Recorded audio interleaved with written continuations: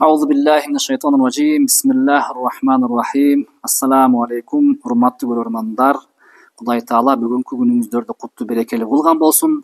Алдыңыздарда Балыкчы шаарынын Закия мечитинин имамы Зарылбек Тилек болмокчу. Анда эмесе биз менен болуңуздар. Алгач мактоолордун баардыгы жараткан Аллах Таалага болгон болсун жана пайгамбарыбыз Мухаммад саллаллаху алейхи вассаламга салам жана салаваттар болгон болсун. Урматтуу бир туугандар, бүгүн биздин козгой турган темабыз адал иштөө, адал оокат кылуу, үй бүлөнү адал нерсе менен камсыз кылуу деген тема боюнча баш бакмакпыз. Анда эмесе, адал деген эмне? Арам деген эмне? Бул эки термин шариятыбызда өтө кенен козголот. Алла Таала бул жашоодо бизди мусулман кылып жараткандан кийин, албетте бул жашоо сыноо болгондон кийин Кудай Тааланын сыноосу адал нерсе, арам нерсе, ушул эки нерсенин ортосунда адамга ыктыяр берип, адал нерсени кылсаң мен ыраазы болом, өзүңдүн бул жашоодон пайдаң бар, акыретке пайда бар. Арам нерсени тандай турган болсоң, бул жашоодо сага зыян бар, акыретиңе зыян болуп калышы мүмкүн. Ошол себептен бул жашоодо бир гана адал нерсе менен жашагының деп Кудай Таала бизге дин шариятыбызда эрежелерди койгон экен. Анда эмесе пайгамбар саллаллаху алейхи вассалам хадисте мынтип айтат: "Иннал халала баййинун ва иннал харама баййинун. Ва байнахума умурун муштабихатун.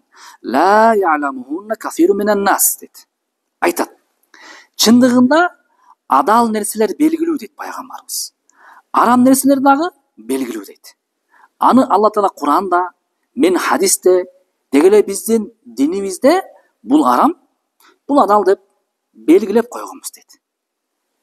Ал эми ушул арам менен адалдын экөөнүн ортосунда көпчүлүк адамдар билбей турган күмөндүү дагы нерселер бар дейт. Бул арамбы же адалбы дей турган дейт. Эми айтат: "Фаман иттаqa шубухат фақад истабра ли динихи ва ирдихи, ва ман вақа'a фи шубухат вақа'a фил харам. Карра'i яр'a хаула ал-хима юшику ан ярта фихи алла ала ва инна ли кулли маликин химан ала ва инна хималлах махариму" дейт. Пайгамбар саллаллаху алейхи айтат: "Ким ошондой күмөндүү нерселерден сактанса" дейт. Бул арамбы же адалбы билбей калдык. Ошондон адам сактана турган болсо, эттиаттанып дейт. Анда ал динин жана абирин таза сактаптыр дейт. А кимде ким күмөндүү нерселерди кылган болсо дейт. Балким бул арам болуп калышы мүмкүн да. Адам кылып ала турган болсо, анда ал арам нерсени кылышы дагы мүмкүн дейт. Бул мындай мисал дейт пайгамбар саллаллаху алейхи вассалам. Бирөөнүн корук жайынын жанында, бирөөнүн коругу болот, бирөөнүн короосу, коругу, ошонун ичинде малын мисал үчүн жайып койгон. Ошону жайып жүргөн бир малчы сыяктуу дейт. Ал малын карап турбаса, корук жайга кирип кетиши мүмкүн. Карышкыр кирип кетиши мүмкүн, башка бир мал кирип кетиши мүмкүн деген мисал келтирди пайгамбарыбыз. Ал эми ар бир падышанын корук жайы болот дейт. Ал эми Аллахтын корук жайы ошол адамдарга арам кылган нерселери дейт. Алла Таала адал нерсени коюп койгон, чекесин арам нерсе менен коруп койгон.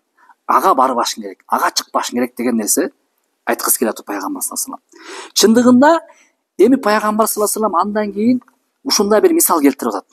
Айтат: "Ва инна фил жасади мудгатан иза салахат салахал жасаду куллуху ва иза фасадат фасадал жасаду куллуху ала ва хиял калбу" дейт. Ушул арам дагы белгилүү, адал дагы белгилүү. Ортосунда күмөндүү нерселер бар. Аларга барбаганга аракет кыл. Кандай эле Алла Таала арам менен адалды белгилеп, бир адам кой кайтаргандай эле чекесин, короосун ушундай бир нерселер менен тозуп койгон сыяктуу эле Алла тозуп койгон чек бар. Чектен чыкпагын деп пайгамбар хадисте айтып атат. Андан кийин улайт: "Чындыгында денеде" дейт, "бир үзүм эт бар" дейт. Эгерде ал оңолсо, ошол денедеги үзүм эт дененин баары оңолот дейт. Эгерде ал бузулса, ошол денедеги үзүм эт дененин баары бузулат дейт. Албетте ал бир үзүм эт жүрөк эмес дейт пайгамбар саллаллаху алейхи вассалам. Демек караңыздар, адамдын жүрөгү тазарса, адамдын жүрөгү оңолсо, денеси оңолот дегендин мааниси кандай дей турган болсок, бул хадиске байлап, качан адам арам нерсени жей турган болсо, арам нерсени иче турган болсо, ал барып жүрөгүнө таасир берет дейт. Адамдын жүрөгү караят дейт. Адамдын жүрөгү карая турган болсо, анын денесине чыгат, анын мүнөзүнө чыгат, анын жашоо түзүлүшүнө, жашоо тартибине жаман таасирин берет дейт. Ошон үчүн сен жүрөгүң тазалагың келеби, сен жеп жаткан нерсеңди, кылып жаткан нерсеңди карагың дейт. Ал адал болсун дейт. Кудай жактырган нерсе болсун дейт. Арам нерсеге барбагын. Балким сен проценттен, кредиттен, сен сүткорлуктан тамактанып аткандырсың. Балким сен ошондон оокат кылып аткандырсың. Балким ошол себептен сенин жүрөгүң карайып аткандыр. Балким сен жашооңдо иш жүрүшпөй аткандыр. Балким сенин жашооңдо убактыңдын берекеси жок болуп аткандыр. Балким сенин жашооңдо кырсык бала ошол себептен болуп аткандыр. Кайдан билесиң? Алла Таала айтып атпайбы? Сенин жашооң түзүлүш үчүн, сенин жүрөгүң тазалаш үчүн сен жеп жаткан нерсең таза, адал болсун, кылып жаткан ишиң дагы таза, адал болсун дейт, бир туугандар. Мына ошону пайгамбар саллаллаху алейхи вассалам хадисте бизге айткысы келип турат, бир туугандар. Мына ошол себептен биз эмне кылыш керек дей турган болсок, мына ошол күмөндүү нерселер келгенде, билбей калган нерселер келгенде илимдүү, билимдүү адамдардан сурайлы. Урматтуу устат, молдо, ушул күмөндүү нерсе адалга киреби, жарамга киреби деп. Эгерде ошол устаттарыбыз, биздин аалымдарыбыз бул нерсе адалга кирет десе, адалга кирди. Бул нерсе арамга кирет десе, арамга кирди. Анткени бул маселе биздин шариятыбызда фикхий маселе, ислам юриспруденциясы. Бул жаңы түшкөн маселелерден болушу мүмкүн. Муну дагы биз этияттанып кармануу деген сөз илим, билимдин негизинде, биздин салттуу динибиздин негизинде кетсин деген нерсе айткыбыз келип атат, бир туугандар.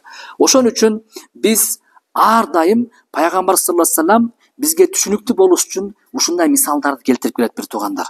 Анан бир сөз болушу мүмкүн. Кандай сөз? Мен ар дайым дуа кылам, ар дайым бата кылам, өтүп кеткендерге Куран окуймун, жакшы сооптуу иштерди кыламын. Эмнегедир менин жашоомдо эч кандай өзгөрүү жок болот. Эмнегедир менин дуа баталарым кабыл болбойт дейт. Буга эмне деп жооп беребиз? Десек, пайгамбар саллаллаху алейхи вассаламдын бир хадиси бар. Кандай хадис десе, пайгамбар айтат: чындыгында Алла Таала аруу зат дейт. Ал таза зат дейт Алла Таала. Демек Алла Таала аруу таза болсо, таза нерсени кабыл кылат дейт да. Таза дуаны, таза батаны, таза Куранды, таза садаканы дейт. Көрдүңүздөрбү? Эми таза эмес кандай болуп калат десе, улайт, карагыла.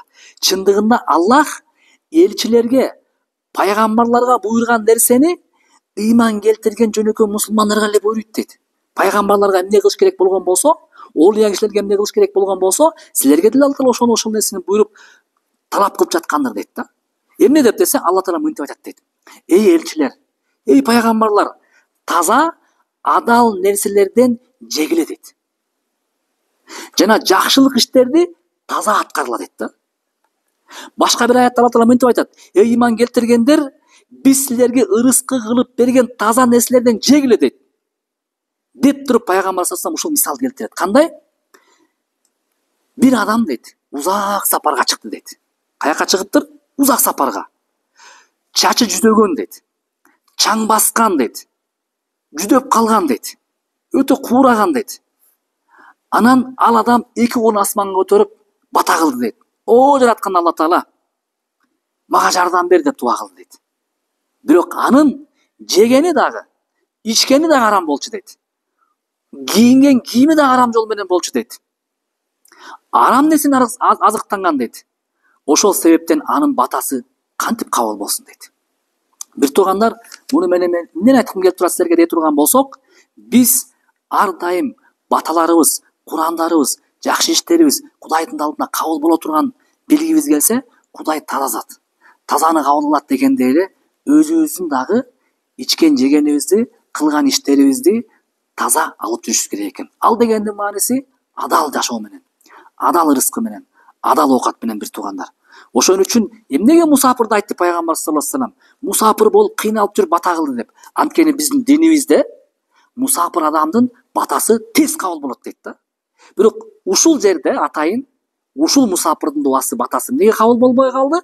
Анткени анын жегени, ичкени, кийинген кийими, кылган иши арамдан болчу дейт.